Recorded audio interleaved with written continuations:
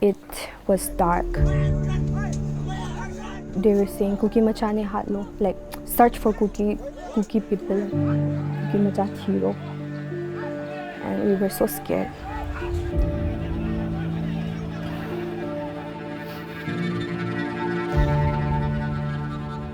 What ran through my mind particularly was chilli powder was our last defense. The other way was we would just jump off the balcony instead of falling into their hands.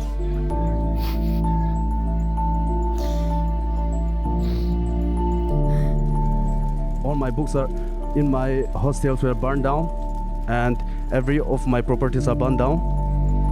The line has been drawn.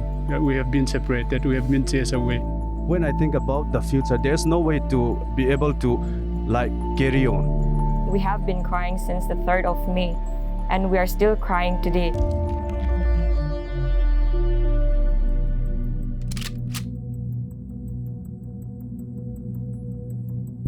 Manipur today is completely divided along ethnic lines. The tribal Kukis community cannot enter the valley area, which includes the capital Imphal, and the Métis cannot enter the hill area. Newslaundry met over 40 students from the Kukis community in New Delhi who fled Manipur after the violence started. These students were all studying at the Manipur University when a mob came to attack them in their hostels on the night of May 3rd. Over 200 female students were rescued that night by the Assam Rifles that finally came, and We were going out, and my friends, there were 3 of us. We saw that the hostel gate was tied together as a latch by a shoelace. Those very, very rounded and small shoelace. We just pulled one string off it and the gate came flying open. We were trapped. I mean, they saw us already. He climbed down slowly and then he chanted, Kuki machane hatlo. It says there, Kukis kill them. They are pushing the truck, they are trying to flip it over. And then they even started fire to burn us. And then they even started hitting us. They were saying that since our women are not safe at our place, do you think that we're gonna go safe from here? Do you think we won't touch you or something? They were assaulting us in every way they can. any inkling on whether these were students or whether these were people from outside? I've heard from friends that there are also people from inside, maybe the students. When you bring a particular community, the whole community as illegal immigrants or narco-terrorists or refugees or outsiders, I mean, it dehumanizes your own existence also. And that's the reason why people could do anything against us at this point of time. We never in our wildest dream thought that mob of men are coming to a Central University girls' hostel and looking for a particular community to do what we don't know. My mom could hear the mob and she bid me farewell. She bid me farewell and she said that let's put everything in God's hand. You know, this sense of intuition was there that you are not safe here. My last hope was that even if I die, I should let my parents know in which hand I was last at. These incidents have deeply, deeply affected my academic pursuits. Protect the state, and what is the use of the Manipur police and the government if they are not being able to protect anything? I was Again and again saying that illegal immigrants or bringing up narco-terrorism, that's what is very hurtful. Yeah, we are proud Indians too, and even our forefathers fight for Anglo-Kuki war, which we are really proud of. So I told her, go and have some study first on history and come back. Meitei, Kuki or Naga, let's be humans first. I do not blame them much because what is being shown to them by the state media is awful. It's totally one-sided. We have been labeled many things. We have dedicated so much of our lives collecting research materials, collecting books, collecting knowledge in the educational institution that was there in our state to the best of our capability. So how are we going to live with it? We wake up with nightmares.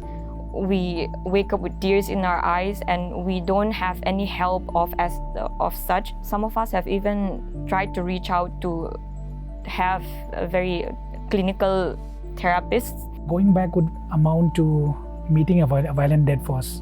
So if I ask myself that question, do I really want to go back to Manipur University again? Or that's not even the question. Instead of reaching out to the displaced university students, they are actually calling for new admissions. These students say they were rescued by the Assam Rifles, and now they stare at a blank future.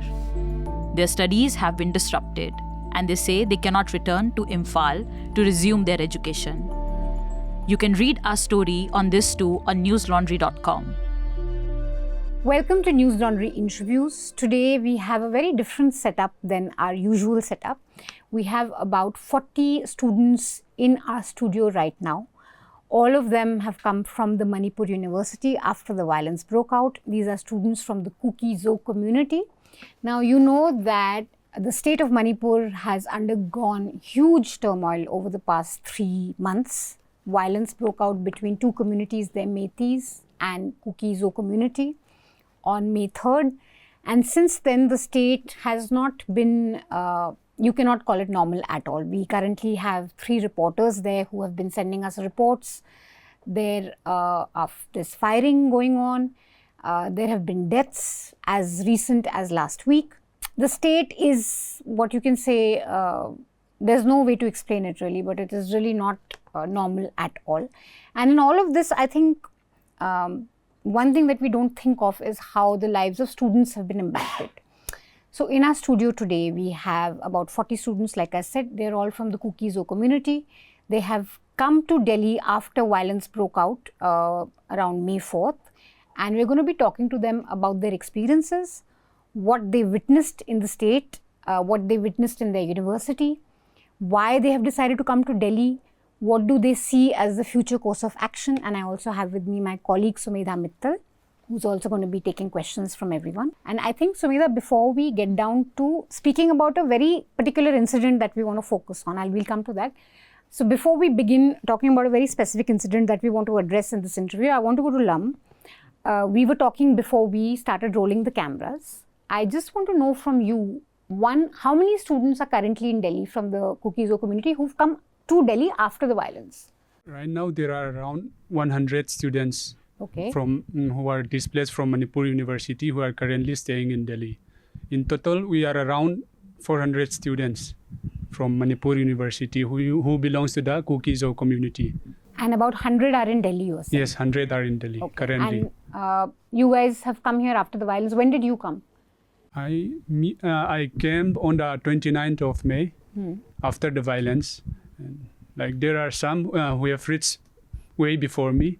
Like we have our own, like some came just after the incident. Like from that 7, 8 onwards, whatever, like whenever they got the flight and the tickets, they started coming here.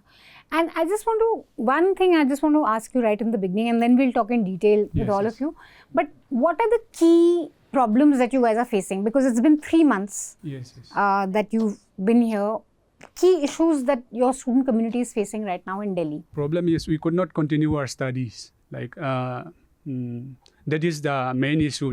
Like we have lots of demands, like if that can be met, but there are long-term plans, like long-term demands that we have from the government also. Like currently what we demand is for the students to be absorbed in any of the other central universities, which are to get absorbed in any of the central universities. So we have been trying for that to happen. Like till now we have made lots of, we have drafted memorandums to PMO also, to the Home Minister, as well as to the UGC and to whoever, like to any authority who could help us. Listen to you. Till now there is not even a single reply has been given to us.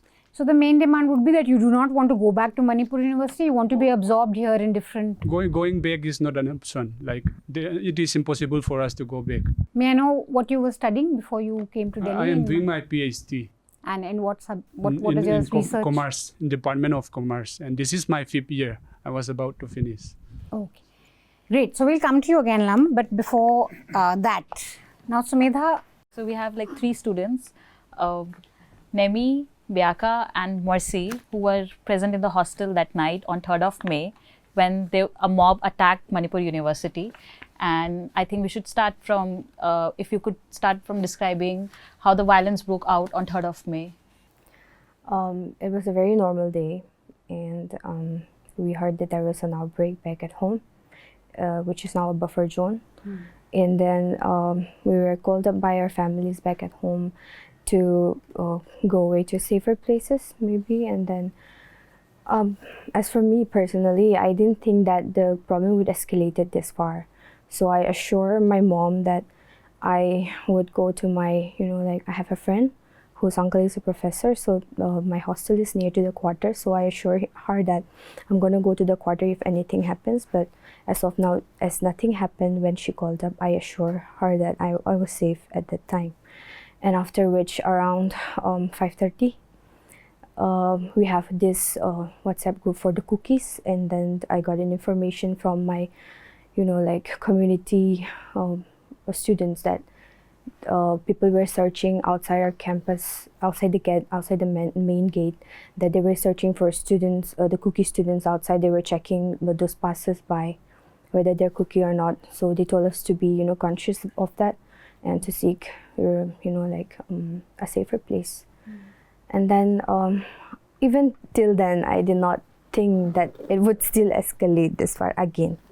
Because it was, first of all, it was a big university. It was a central university, not the Manipur University.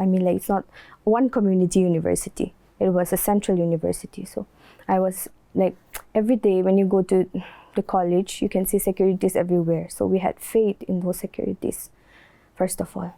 And second of all, in hostels, you still have securities. And especially women's hostel, no man can enter, not even the campus. So I was very sure that nothing would happen to us. And then it was dark at around 7:30. I was with my friend. Can I name her? She's Miss Hong Sai. And then I was with her at that time, and I told her that since things could go a bit far, I told her that we should stay at my room.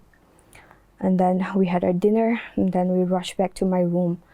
After which, at around 8:30, we start hearing mobs outside. And my hostel was just 100 meters away from hostel number 2. So I could hear everything. My mom called me up again at around 9:39, around like that. And then she also could hear the mob. And they were so loud. What were the mob saying? They were saying, Kuki machane hatlo. Like, search for Kuki people, Kuki macha thiro. And we were so scared. So sorry. That's okay. You can. So, we know this is hard for you, and reliving that is difficult. But I think what is important is also that a lot of people sitting in Delhi think that, they don't realize the gravity of what has happened. They think it's, we still don't understand what has happened. And I just wanted to tell our audience also that the night that Neime is talking about over 200 female students were rescued that night by the Assam Rifles that finally came and rescued them from the mob. A lot of students, and specifically, like Neime said, Kuki students were being hunted. There's no other way of saying it. And a lot of them would feel perhaps that had the army not come at that point, it wouldn't have been safe. After which, my mom could hear the mob, and she bid me farewell. She bid me farewell, and she said that, let's put everything in God's hand. We don't know whether we could meet anymore, and haven't met her since the outbreak. It has been 3 months. And then we bid farewell, and I off the phone right away. And after which, our security guard came, and they tried to hide us in a water tanky, which was up to 4 meters tall. And I told the security guards that it was 4 of us now. There were 4 Kuki girls in our hostel.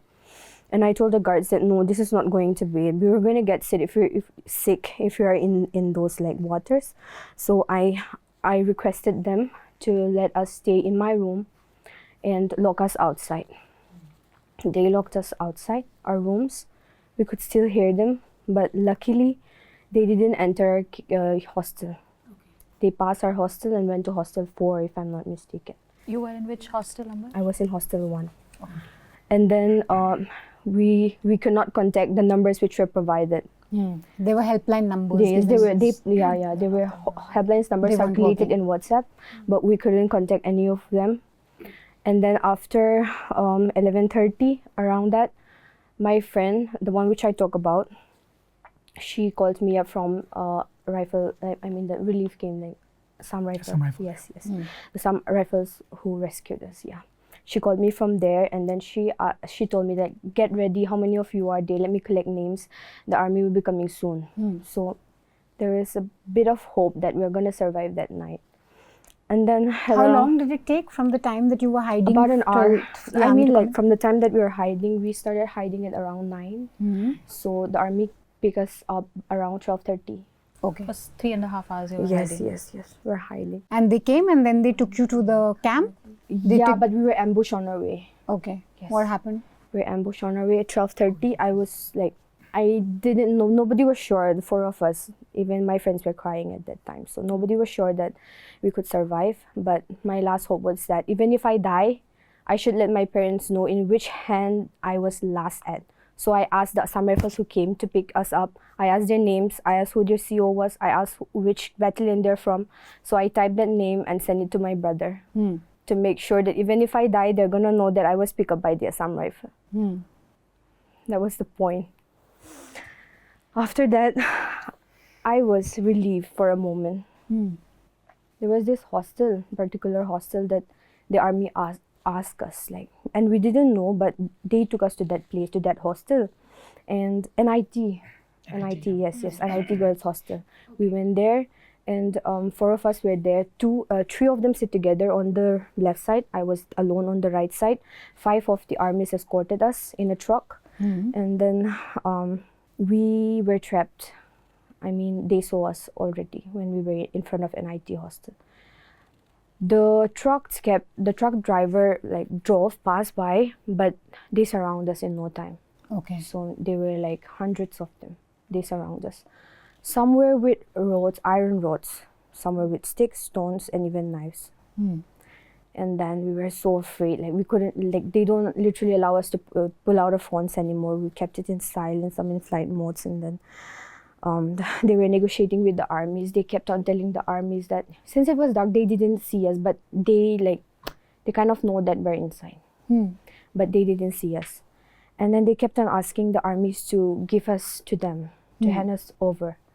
But the armies keep on negotiating that you should respect women. I have a mother. You might also have a sister. I know that you're gonna have your own mother at home, your sisters.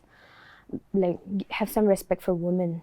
But they told the armies that back at Chanted, there was this rape fake news going on, circulating. Yeah. And then they were telling us that one.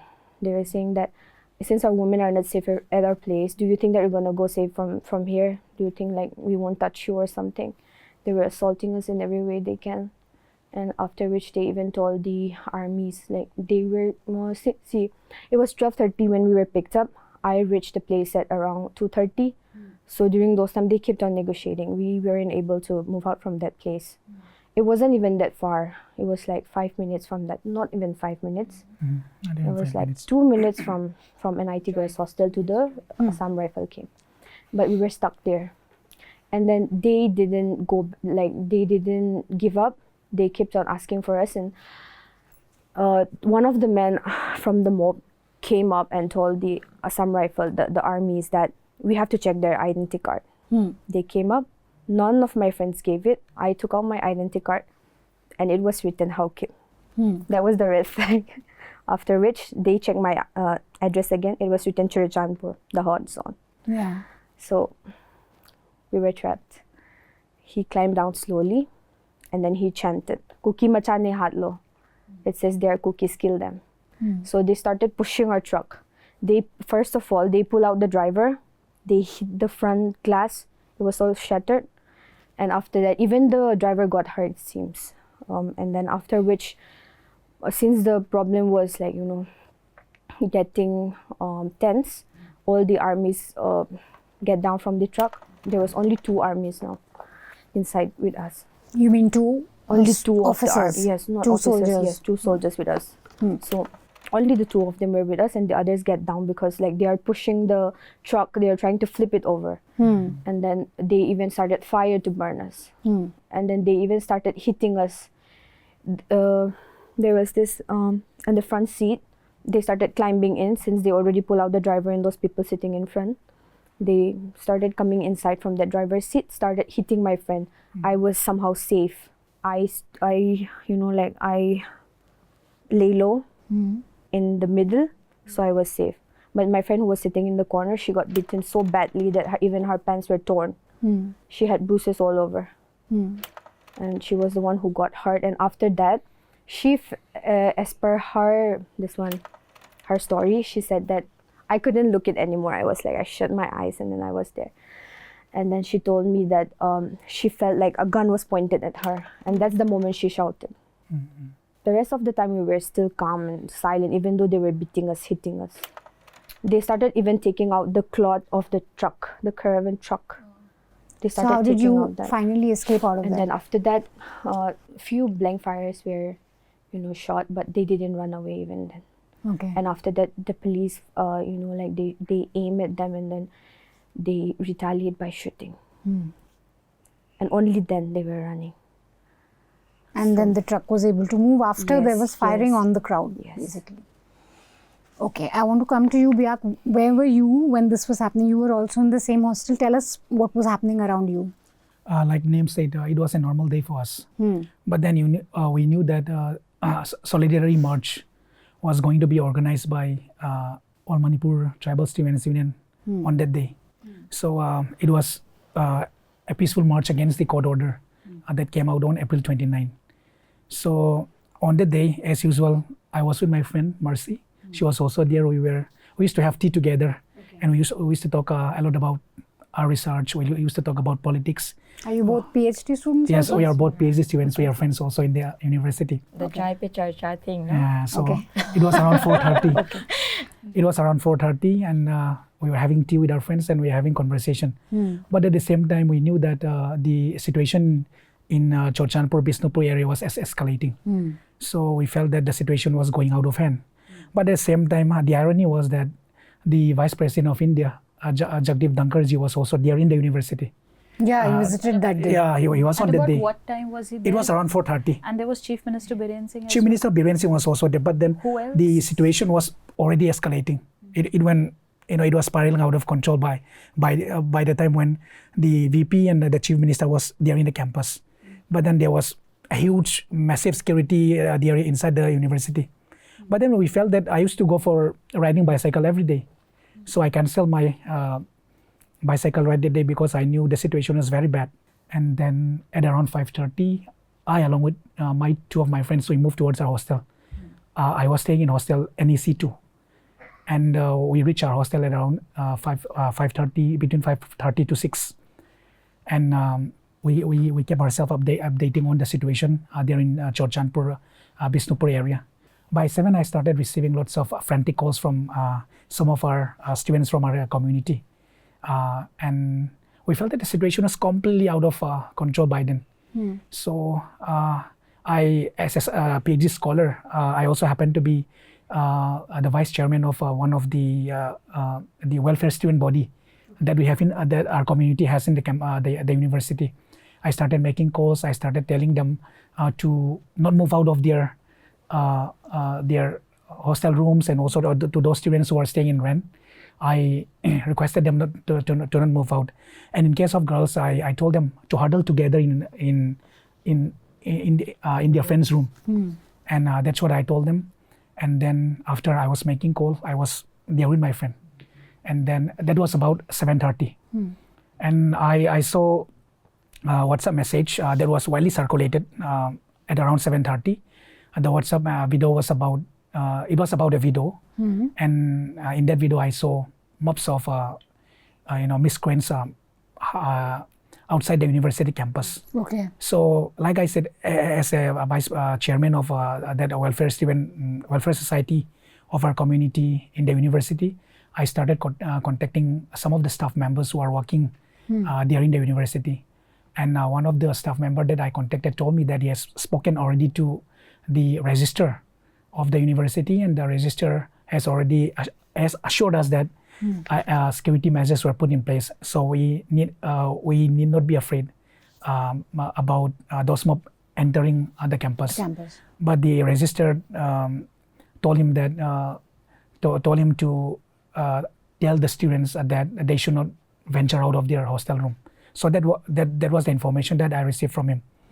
But then after a few minutes, we started hearing commotion inside the university. So that was when I knew that the mob, the miscreants that had gathered outside the university campus had already penetrated inside the university. So the situation was becoming much more alarming. And I called up some of my friends, and they told me that they had already moved into Assam Rifle camp. And Assam Rifle camp is located inside the premises of the university. And I contacted some of the staff members, and they told me it's better that you inform your friends to move into the Assam Rifle place, Assam Rifle camp, because that was the safest place for us at that point of time. So when I was making that call, after making that call, I received a call from one of my friends who also pursued his PhD, and he was saying where we should move. I was with my friend the whole time, and I said, where should we move now? No help seems to be coming for us. So I said, since we were also requested by some of the staff members to move into Assam Rifle camp, I told my friend the best way for us to move into was to move into the Assam Rifle camp. So we quietly sneak out of the hostel room, and then one scholar from our community also followed us, and we waited our friend who rang us up before somewhere in the dark. So he came with his vehicle that was around 8:30. He came with his vehicle, and then we all got inside the vehicle, and we went to the Assam Rifle camp. And on our way, how far was the camp from? It will be around 300 meters from our hostel. Not very far. It's not very far. But when that mob was there, it took them. They were stuck there for so long before reaching us. We went there. I started seeing some mobs gathering there. Some were holding stones, some were holding sticks. But then fortunately for us, they didn't stop us. So our movement was uninterrupted. We could reach the Assam Rifle camp safely. And once I reached the Assam Rifle camp, we started seeing some of the faculty members and also some of our friends there from our community. So we started coordinating with them, with the teachers who were there. There is also one person from our community who is an associate professor in a particular department. She also happens to be the warden of one of the hostels. So we coordinated with them. We started giving all the names, the list of the students to Assam Rifle camp. So that's how the evacuation process kick-started. So basically, once you guys were there, then you alerted them, and then they came there to your hostel to take students from. Evacuation process could not start right away because they were even stopped. Yeah, they had to see the security situation also, because as we move into the Assam Rifle camp, the mob which came inside the university started increasing by the minute. So they had to assess the situation properly, and then evacuation process was carried out in the most careful and systematic manner. Did any one of you talk to the university, like the heads, like the higher authority in the university directly, like with your vice chancellor or with the registrar, anyone? Personally, I didn't talk to any person from the authority, but there were staff members from our community who spoke to them. Yes. And assurance were given to them, but somehow no action was taken. No action was taken. Empty assurance. Empty assurance is given. Do you want to tell us where you were? How do you remember that night? I was in my hostel when my hostel was attacked, but I would actually relate with what Neime said in the beginning, that mobs have started to gather in front of the university gate. I actually went out after sitting together with Byak, and we were done with our chai pe charcha. I usually go out for my evening joggings as well in the campus. So right after that, I have this habit of going out to the gate for grocery shopping. So I went out, and then saw that the ambience was very eerie because the market in front of the gate usually closes around 8-9 o'clock. But when I went out, it was barely 6 o'clock, but then most of the shops were closed and not many people were loitering around. But I did saw that a handful of men were starting to gather, and then they were all looking at their phones and they were busy with their phones. So I went off and bought whatever necessities that I had, and thinking that, of course, we have already heard from home that things were escalating. So I was kind of like thinking it might be a COVID-like situation where the students in the university, again, it's a central university, so we had that reassurance, kind of like we felt secure enough that nothing will happen to us. We will be protected by the authorities. So I was thinking maybe I would not be able to go out for long, so I'll take as much supplies as I can. So I bought more than I thought I should have, just to stock myself if things escalated. So I went back, but then, you know, this sense of intuition was there that you are not safe here. So I went to my hostel. Things were still very normal in the hostel. Everyone was busy with their early evening routines and stuff, but it did not feel safe at all. So what I did was immediately, as soon as I got in, I packed my bag. Just a backpack where I have my documents and my laptop. I put it out, but that was all in, how do I say? In a hurry? Yeah, no, in a hurry, in auto mode. Like I was just instinctively doing things. I was not thinking anything through. Yeah, because the panic was so high that I could not even think straight. But I was just instinctively doing things. But then again, dinner was also served in the hostel as usual. When I went to get my dinner, our caretaker of the hostel reassured us that nothing will happen to us, that we are safe in the hostel, in the university itself. But then again, not even a spoonful of food will enter through, like it won't go down. It just won't go down, because we started hearing news from home, and then there are groups that we're not safe anymore, we do not feel safe at all, and then it's an irritated mob. So we can think far ahead in that sense, how unsafe we were. And then there was also this video, if you might have seen it, people gathering in front of the gate, and then they were shouting, we're going to go look for the Kukis inside the university. So we have already seen that. So it's very, very tense at the time. A friend of mine and I, we coordinate with each other. We're in the same hostel. So we thought of hiding at another friend's room. So we packed our bag, we went to her room. Even then, we did not feel secure. So what we did was, our hostel was such that there was the main gate of entrance, and then the building, when you are going to enter, there's a barricade, like we have a door here, right? So before entering the main building, you have a chain gates. So what we did was, in our irritated panic, we took a spare lock, and then we went and locked that gate as well, both of them. One here, one here. There were two gates to our hostel block. So we went and lock it, and then when we locked that gate, there were also other friends who were from the major community, and they were looking at us quietly, and we were saying that since things might escalate, it's just for our security. So they didn't say anything, and we went back to our friend's room to hide. Around 7:30, we already hear that our university gate was breached, and around 7:30, our hostel was attacked. We started hearing commotions outside the hostel gate. A few minutes later, we hear that our locked gates were being opened. Not actually opened, but they were being hit by something, I don't know. And then there were men shouting. We thought that this was it. This was it. They were able to force themselves inside the hostel gates, and then they were shouting.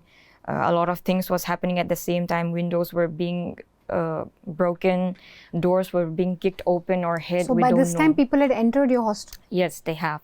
And since the place that I and my friend was hiding was not on the side of the gate, it was behind towards the back of the hostel. We did not witness all these commotions, but then we could hear it, and then just hearing it was really, really terrifying for us, because, ma'am, you should understand that we were women.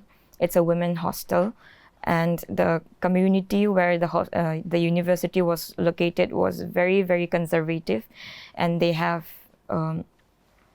there's very, very proper boundary of men being where they are and women where they should be. So we never in our wildest dream thought that we would get to see this day, not just see it, but experience it ourselves, that a mob of men are coming to a central university girls' hostel and looking for a particular community to do what we don't know.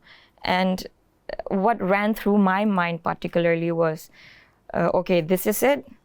My friend and I, the last defense, it's even funny, but it's comical, yet that's the only thing we had at that time, was 2 ways.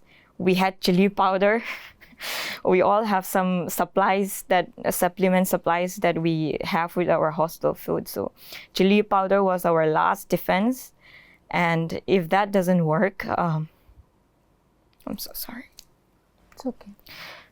We had chili powder with us, and we don't know why we were being targeted that way, but instead of falling into the mob of men's hand, we were ready to jump off the balcony, would rather die than fall into their hands. At that time, there was so much panic going on, and our families were also very, very worried, but then we kept on reassuring them that everything was fine. But then we were literally hiding, running for our lives. How did you guys get out of the situation? Did the Assam Rifles come to you, or did you also have to, go out, find your way to the trucks and then move? We did wait for the rescue, but then since our people were spread across the different faculty quarters and hostels, every quarter and hostels were priority at the time. But unfortunately for us, the Assam Rifles were very low in manpower, and we ourselves cannot go around rescuing each other because the mob were specifically looking for us.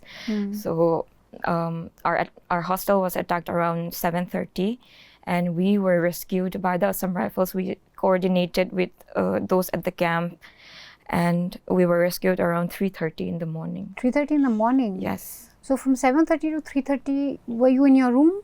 No, we were hiding, and the thing is that the mob came and looked for IDs and looked for Kuki students, and it so happened that the room we were hiding, maybe the heavens were with us that night, my friend and I. They used to barge into the room and checked the balconies and toilets and everything. There were some instances where there were tussles with girls hiding in the bathroom as well. But then the particular room that we were hiding in, they just peeped. Our friend was there to help us. She was from another community.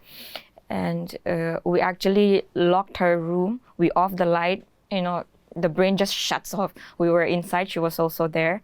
We switch off the light, and then we actually owed the hostel room with her study tables where she put her utensils and all, whatever we could get our hands on. And they actually kicked the door open, and the utensils went flying inside the room, and the books were shattered around. And then they called her out and asked her why she locked her room and why her lights were off. And it seems she did not reply much, because my friend and I, we were hiding in the balcony, so we were so scared we did not even think about or listen properly with the conversation. We were just thinking about what to do next, what if they enter, and what the next plan of action would be. So it seems they were having conversation with her, but fortunately for us, they did not step inside the room. Okay. And this friend of yours, she's Meiti, who was having this conversation? I would rather not disclose. Okay. But she is definitely not from the Manipur. Not from the... No. Okay. Actually, I wanted to ask, and really thank you for opening up on everything that happened that night. I know it's very difficult for you. All of you, after the violence, have come here. Like you have said, you've still not met your mother. You went to the relief camp and then you came to Delhi.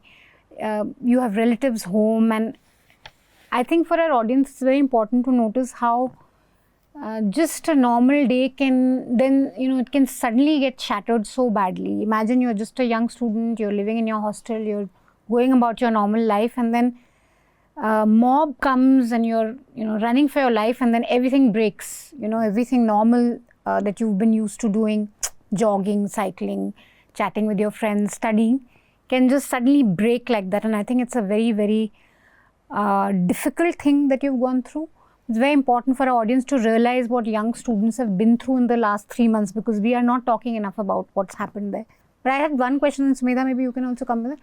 At this point, when all this was happening, that you could hear the mob say that they were looking for Kuki students. Do you have any idea what this mob was, who they were? Any inkling on whether these were students or whether these were people from outside? I've heard from friends that there are also people from inside, maybe the students. Because, ma'am, the attack was so systematic, they actually know which hostel room, which hostel were Kuki students allotted to, and where we were staying. It might not be the same for all of the hostels, but majority of the hostels, they could systematically go to that particular hostel room, go and vandalize the stuffs, burn them down, whatever they could get their hands on after looting it. First they loot it, and then they go about burning the things which were not very useful to them. And because you said it's a central university, obviously you had friends maybe who were Methi, or you knew people from majority community. When all this was happening, did you get any help from them? Did you feel like a sense of security that, okay, maybe because the crowd is looking specifically for Kuki students, they're chanting these slogans. Did you feel any sense that maybe the majority community will come and protect you at that point, or that you could go and in their rooms and hide there because they were presumably safe at this point? I think with my experience, because the panic was so high, we were looking for our own solutions at that time, and whatever help we could have gotten, we took it. It was like we were grappling at the last straws. So at least in my hostel, I did not come across any of my hostelers who were helped out by the Métis in particular. But there could be, but the chances are very low. We were all together, huddled together with our fellow tribals. Has anyone of you filed any complaint, tried to lodge any FIR with the police after that? I think. No. About the incident? None of you thought at that point that you guys was there any police presence around when all this was happening? The security was there. The security was there.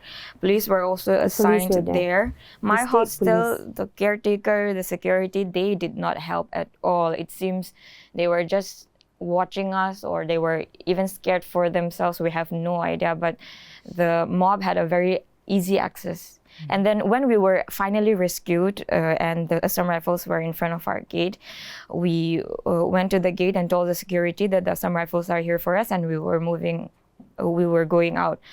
And my friends, there were 3 of us, we saw that the hostel gate was tied together as a latch by a shoelace.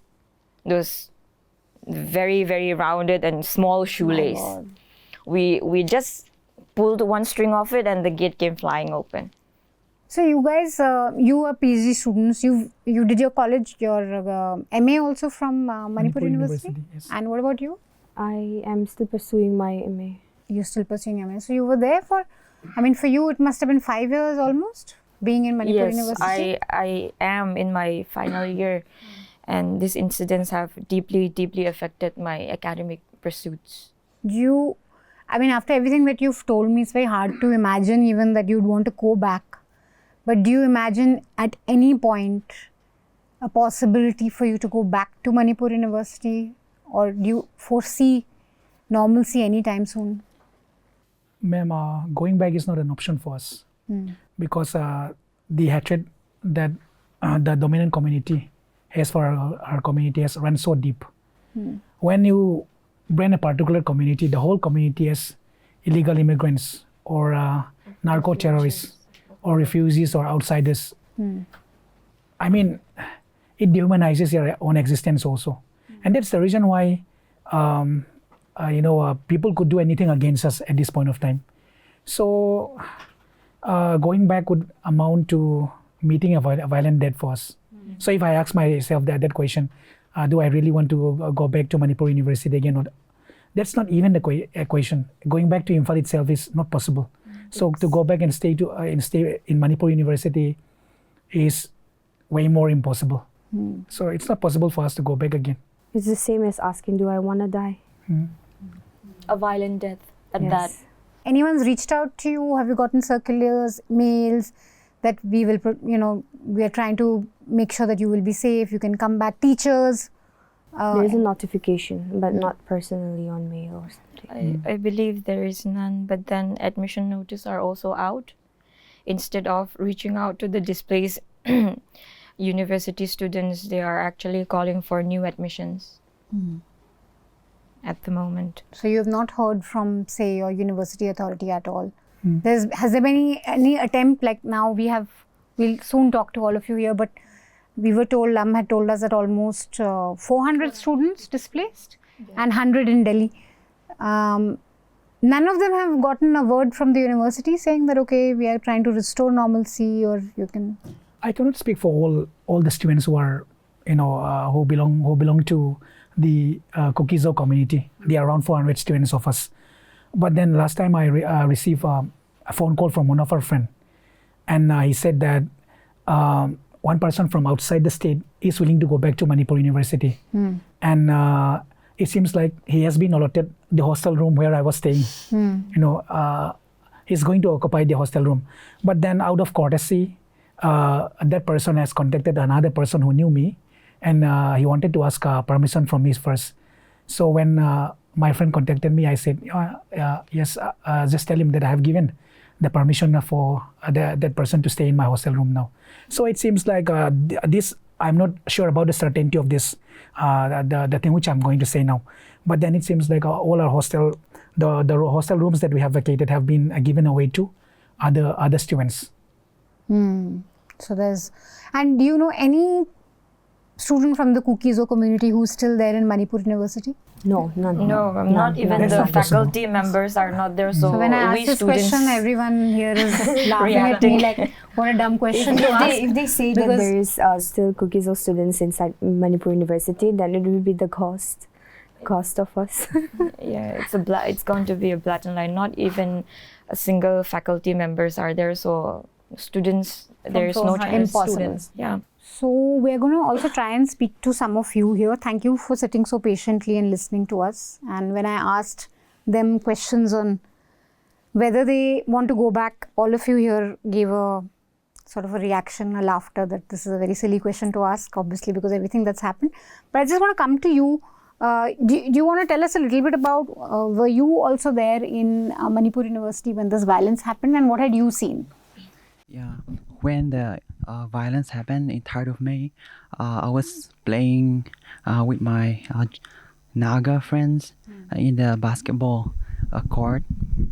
But later on, since some of my Naga friends who reside in the, outside the campus, they told me that some of the miscreants, they were trying to attack us. They were searching for Kukizo students inside the campus.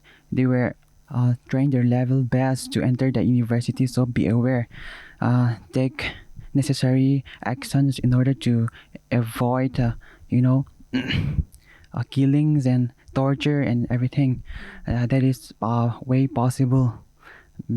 As soon as I heard that news, I ran to some of the quarters where some of the professors from our community belongs, who reside there.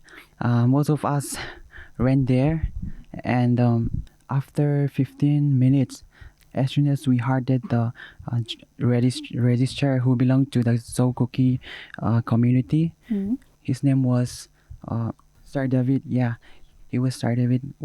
As soon as we know that his home was looted, we ran to the Assam Rifle camps, which is inside the campus itself, as soon as possible. Students have been tortured. They have been, called as illegal immigrants, refugees. the fake news that's been circulating around has been deeply imprinted in the majority community. How do you feel like when, there are protest marches, community takeout saying narco-terrorist or saying NRC illegal? What kind of a psychological impact does that have? That doesn't have any sense because the boundary of Myanmar and Manipur have around 1,500 kilometers, and what is the use of central forces residing there if they are not able to protect the state? And what is the use of the Manipur police and the government if they are not being able to protect anything? First, I want you to just ask, and anyone can answer, whoever feels like answering, but what do you see as the immediate solution to what has happened now? What do you want in the next 6 months or next 1 year to kind of change so that you guys can pursue your studies? Like there are around 91 colleges in Delhi University.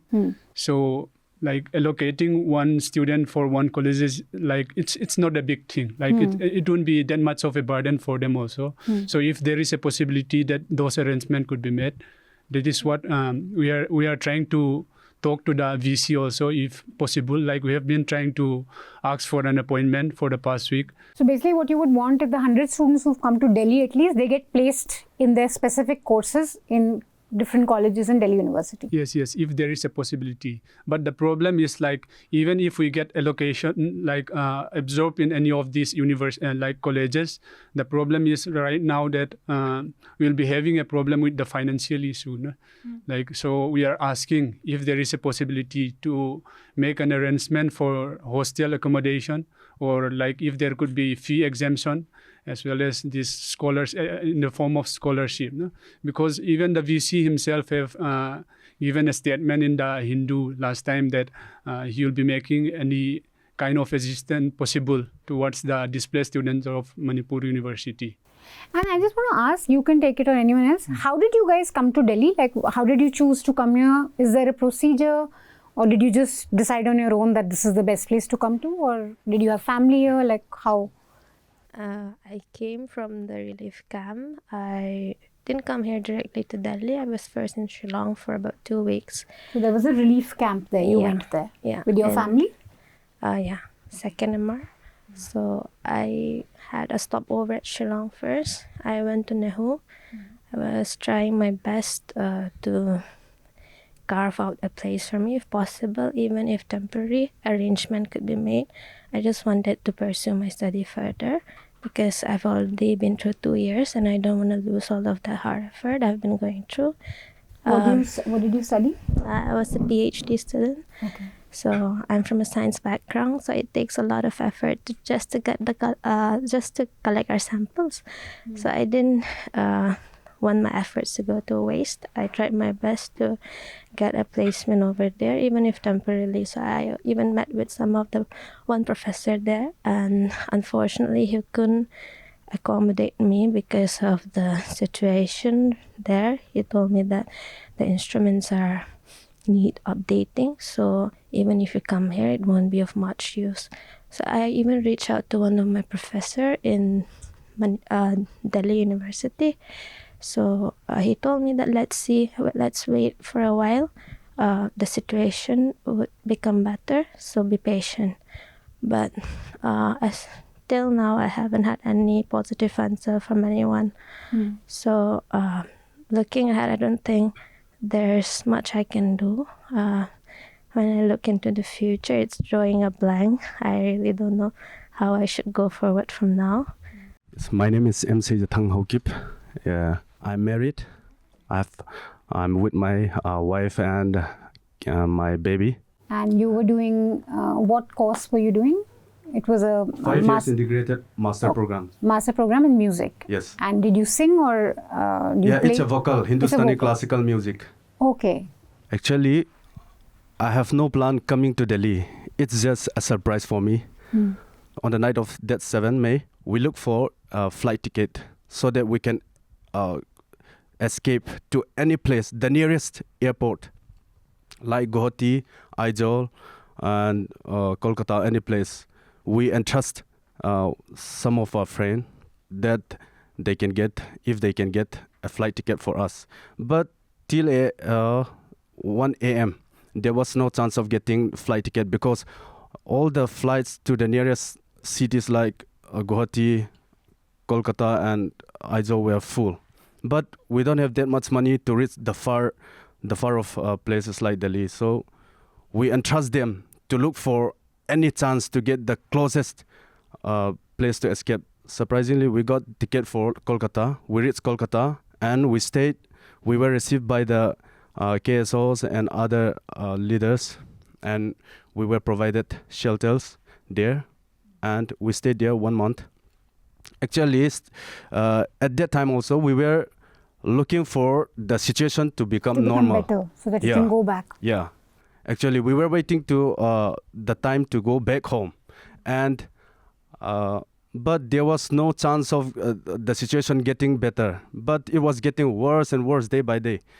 And at last, I was thinking that if we stay at our friends or someone's, we cannot rely forever, or we don't know how much long it will take. So I looked for a job online. There was an BPO from Delhi. I give my online interview through phone, but unfortunately I didn't get selected. So I was thinking that, and I talked with my wife, and my wife told me that there might be better opportunities if you reach Delhi. So we lend money from our relatives. Then we book a flight for Delhi, and from 4th of June, I started. Yeah. Okay. Yeah. From 4th, I look for a job, and luckily I got a job on 7th of June, and a Concentrix BPO. It's a BPO. You're working in a BPO. So I want to know, so short-term solution, you said that what you wanted was that each of you get a opportunity to join one course or one college, so that you can finish your studies at least. Yes.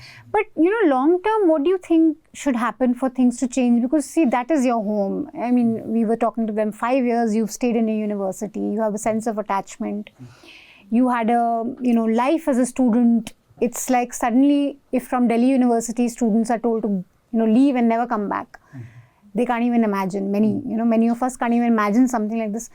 So for long term, what do you think is the solution for you guys? I know it's a big thing to ask because even the government is unable to give any solution. But as a student community, what do you want things? How do you think things can go back to normal? If we could have our own separate university, that would be our long-term goals. That's the only thing you think is possible? Because the line has been drawn. We have been separated. We have been chased away. So there is no point of going back. So that would be the only solution we could have. Like temporary, like I said, if there is a possibility, kindly absorb us in any of the central universities. I know there are lots of central universities. So we are not only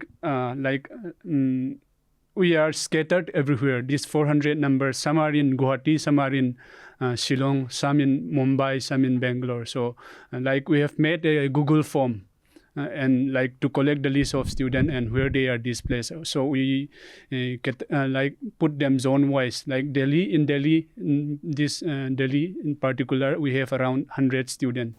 So we are. And in total, how many students in that Google form? Nearly 400. Nearly 400. I couldn't give all you the from exact Manipur University. Yes. That belongs to the Kuki community only. They are displaced.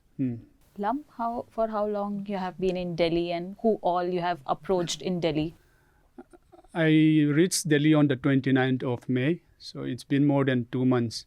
And like I told you in the beginning, we have approached, we have given memorandum to whoever possible person we can, to the PMO, Home Minister, to the UGC, even to the Vice Chancellor of Delhi.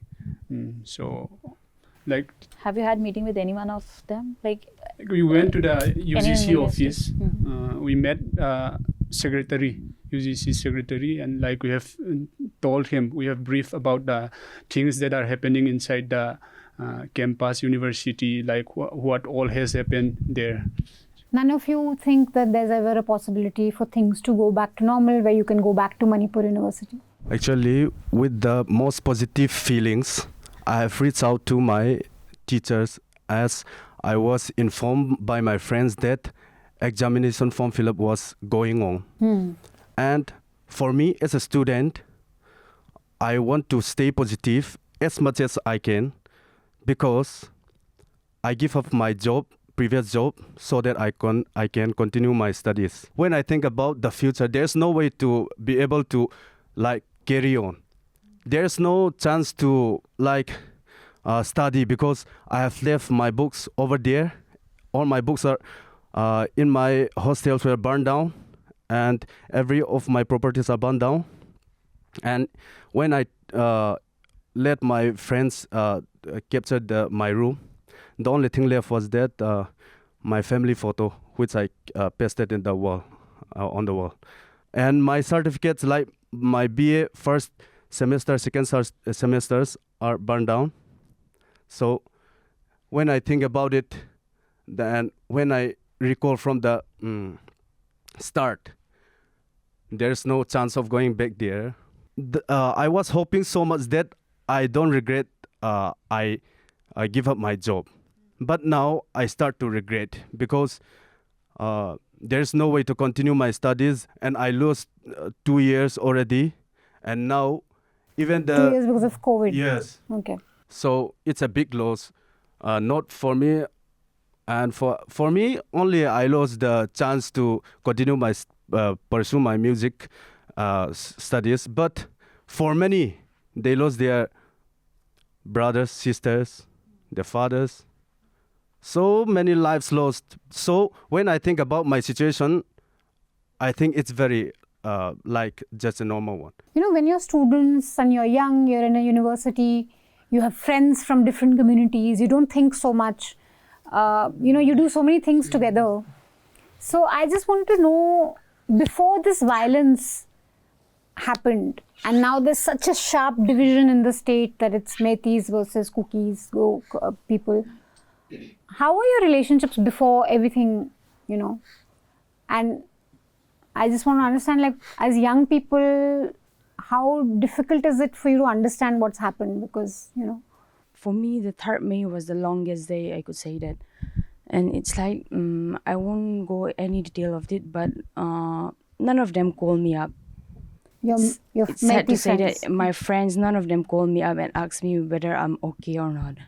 But I have one Muslim Muslim friend that he was so concerned about me that he was calling me a minute after a minute that whether I was safe or not, whether I made through to the camps, relieve those CRPF camps. And it's like the last 2 weeks I talked with my faculty members that the first person who called me up was like after a week staying in Delhi, he called me up that how are you, and we are so sorry that we could not contact you and this time. And I was like honestly saying it's totally pissed me off that it's not the time to call and it's not the time to ask me how are you.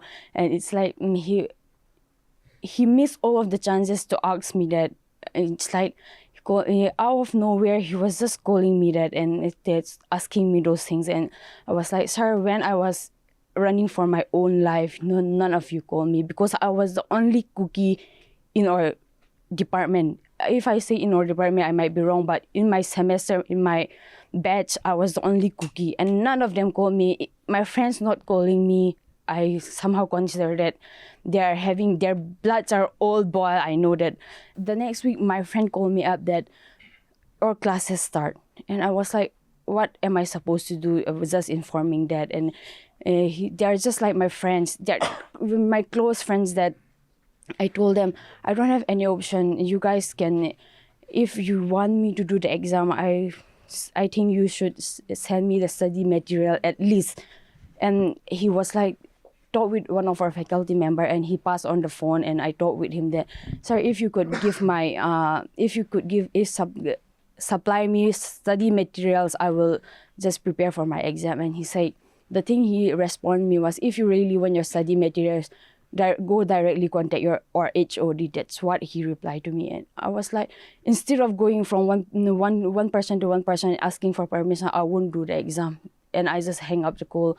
And there's I was talking with 3 of the faculty members. The least one who called me out he was so kind that he was asking me, don't worry, we will manage for you to do the exam.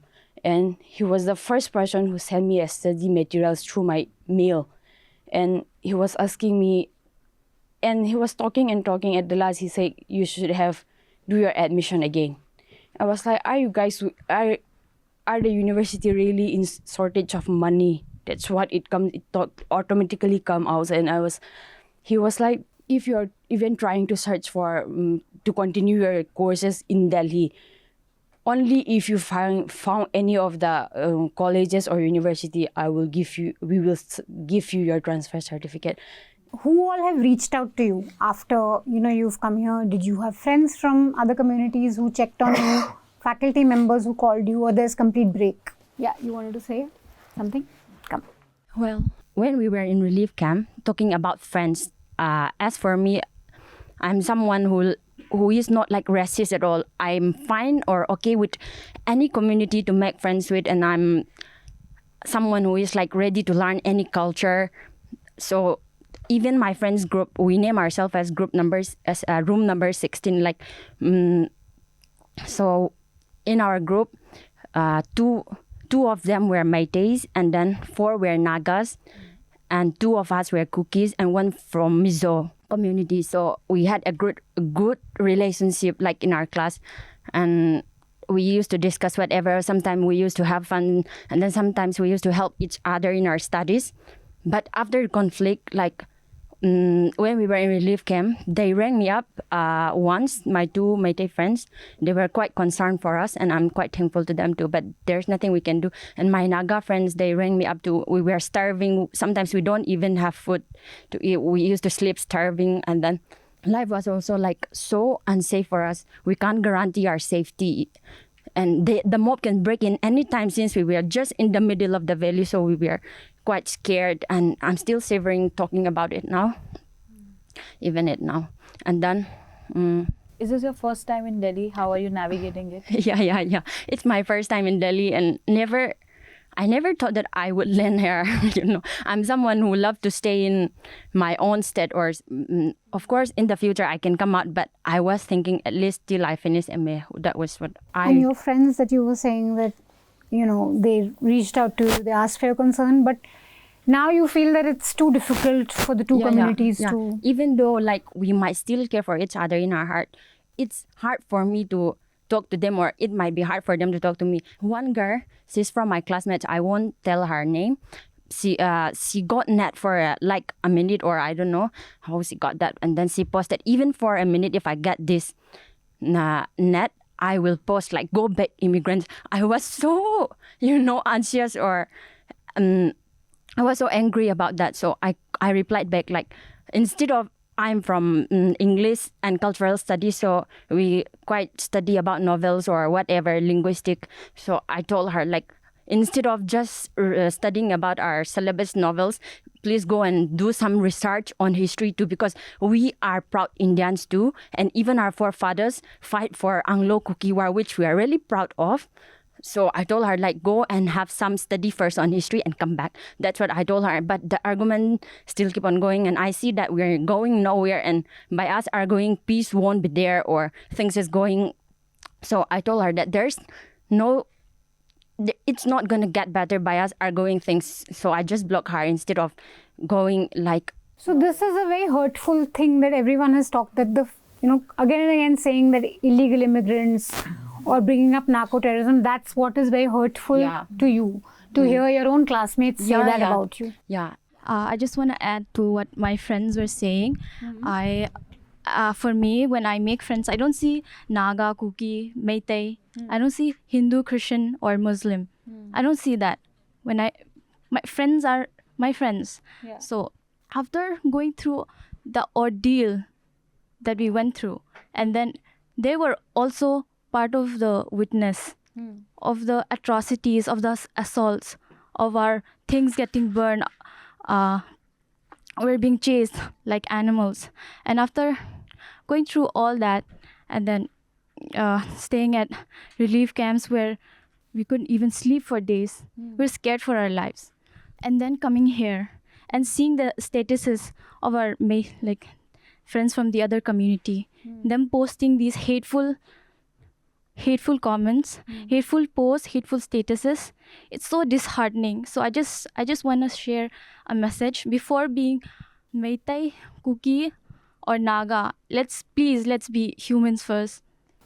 Does anyone wants to just get in quickly on, like, why do you think there's just so much hatred now between the two communities? Like, how do you kind of understand it for you guys?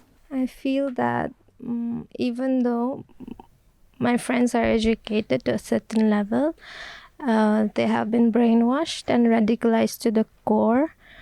And I do not blame them much, because what is being shown to them by the state media is awful. It's totally one-sided. We have been labeled many things, and they believe that. And I feel like instead of us being victims, they actually think that we deserve to be treated this way. So I think they have lost the heart to empathize with what we have to go through, our struggles, and that we deserve to stay out of their lands and not come back, because that's what I've seen in a lot of statuses of the Métis friends I used to have.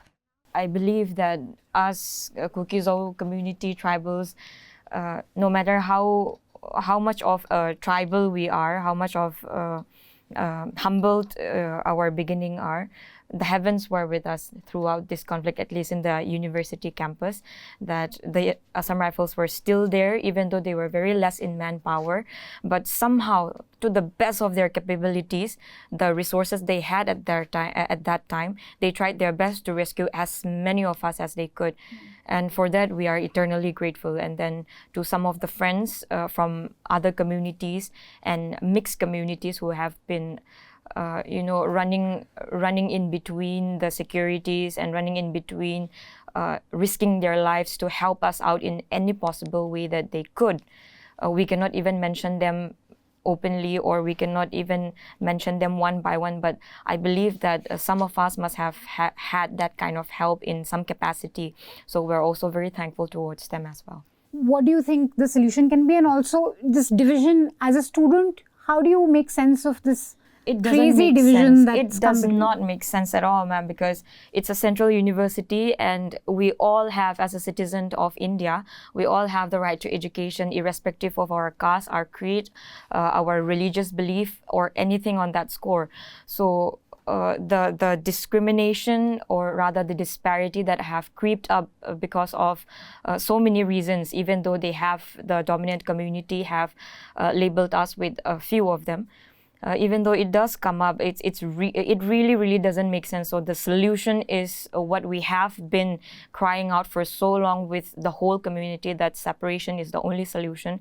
And for the educational system, since there is only one central university in Manipur as a whole, the whole of the youth, especially from the hills, we do not have the financial capability. Our parents do not have that capacity to send all of us, like the whole Kuki community and the Zo community, outside the state. Of course, some of the better-to-do families, they have that privilege, but most of us, we do not have that privilege. So the only place that we can go for our further studies is there in the university. So having that one university over there, and now that this ethnic cleansing have come up, there is no way for us to go back there. We have already stated it before, and we will state it again. It's like a death sentence for us. We either go there for our degree, or we die or to lay out our life. So one of the solutions that we can think of, and we have been campaigning for, is Hill campus. If Hill campus or a different Hill university would be provided to us. Because there is only just one central university, all the educational institution that is affiliated to this particular university have crippled. It's totally crippled. Of course, in the valley, there are schools, and I believe some colleges who have already started functioning. Even the university have started the classes, but in the hill areas, none of the schools and colleges are functioning, especially those under the universities, because that is the only university and that is the only place where we get the affiliation. So completely crippled education system, which is a very, very sad and very, very unbecoming of a modern society or a democratic government. I mean, I understand, when you say that division is the only thing, but you feel sad also as a young person that, if you live in a state which is so divided, because finally it's a part of India, you should be allowed to be in Imphal, someone from Imphal should be allowed to go to the hills. Definitely. What do you make of that? Do you feel like... Actually, it's very saddening that we have come to this pass. But then I would like to go back to the number of students who belong to our community in Manipur University. So when we talk about 400 students that belong to the Kukis community, it's only the number, it's only the statistics which I have given. But beyond the statistics, these are also students whose villages have been attacked. These are also students whose houses have been burned down to the ashes, whose documents have been snatched away from them, confiscated from them, the properties looted, and everything burned down to the ashes. So, and in some cases, we also had students whose relatives were killed. They literally were chased out of their villages and from their localities. Education is the only thing that they have now. So the displaced students of more than around 400 students from Manipur University in different parts of India, I think the concerned authority has to listen to our voices. The concerned authority has to understand the pain and suffering that we went through. And like I've mentioned, education is the only hope that we have now. So what I would like to appeal to the concerned authority, the central authority, and the UGC is, please don't allow this violence to snatch away education, because education is the only thing that we have now. Our homes have been burned down to ashes, our villages have been attacked, and in some cases, our relatives have been killed. We can't go back to Manipur University now. We can't go back to Imphal. So please listen to the cries of the students who are gathered here, and please do something for us. That's the prayer and the appeal which I would like to make to them. Oh, just one more thing. You must have seen that we have a lot to say, students gathered here today, research scholars gathered here today, because your news outlet is the only one who have heard us and who is willing to listen to us. That's why we have so much to say, and we believe that what we are saying would be voiced and our voice will be heard. So in some sense, even if we did try on our part, we tried our best, but since we are only students and our voice were not heard as much because it's been 3 months and the violence it's not dying down at all. And with that, the academic career that we have been building for ourselves, some 2 years, some 5 years, some even 6 years, that is totally at risk right now. So how are we going to be compensated? We have dedicated so much of our lives collecting research materials, collecting books, collecting knowledge in the educational institution that was there in our state to the best of our capability. So how are we going to live with it? The one thing that we have all gathered from this trauma was we still have that trauma. We wake up with nightmares. We wake up with tears in our eyes, and we don't have any help of such. Some of us have even tried to reach out to have a very clinical therapists, but it's so expensive. We cannot afford it. We are here to build our life from scratch again, and we do not know how long our academic life will survive. We are trying our best right now, but some of us, since we are time bound, not much can be done. 4th semester, final year of PhD, and so it's a very difficult time. And as my friend have said, the concerned authorities, if you would please listen to our cries and do not delay any actions to be taken, because we have been crying since the 3rd of May, and we are still crying today. It's already August the 6th. It's over 3 months now. So if further delays is made, the trust and the faith that we have in humanity as a whole is going to dissipate. We have done a very detailed story on this by Shiv Narayan, who is in Manipur. He's spoken to students there, and he's spoken about this incident in Manipur University on the night of 3rd, how the hostels were attacked, how mobs entered the hostel, how students had to escape, how finally Assam Rifles came to the rescue. So do read that report. And Sumedha, if you can just give us a little bit of update on what that report says about what the university has said so far. Yeah. So in that report, it's also mentioned, Shiv has found out that on 6th of May, there was a committee by Manipur University who have prepared a report on the mob attack on the Manipur University, and they have sent that report to the central government. And it's been 3 months now. It clearly shows that the central government probably knows about the whole situations, and they haven't shown that kind of an urgency they should have shown. In a meeting with VC Lokeshwar Singh and Registrar Chand Babu on May 6, the university said that they ensured not a single student was injured. Manipur University Students' Union Vice President Oinam Premdas Khuman said, since the mob was huge, it was difficult for 4 to 5 MUSU office bearers to resist them. He also said, despite that, we went to hostels and made the mob understand that they should not destroy the property. We also helped the Assam Rifles. So read that report on newslaundry.com. That was our conversation with over 100 students who have been displaced from Manipur University, who have been staying in Delhi since May 3rd, since the violence broke out. As you saw, students are doing their masters, they're doing their PhD. Their studies have been completely disrupted. They have, of course, gone through severe trauma, facing mobs. No student, I think any part of India should go through what they have. Universities, colleges are places of learning, they are places of making friends, they are places of fun and growing up and learning, and we all know that. So any student who has gone through such an incident in a university, which is supposed to be a safe space, is a huge cause of worry for us. It should really alarm all of us. And having to leave your study midway, to not know what's going to happen ahead, it's again a big burden, a big source of stress. I mean, stress is a very light word here. I think it's extremely traumatic, everything that we heard that they've gone through.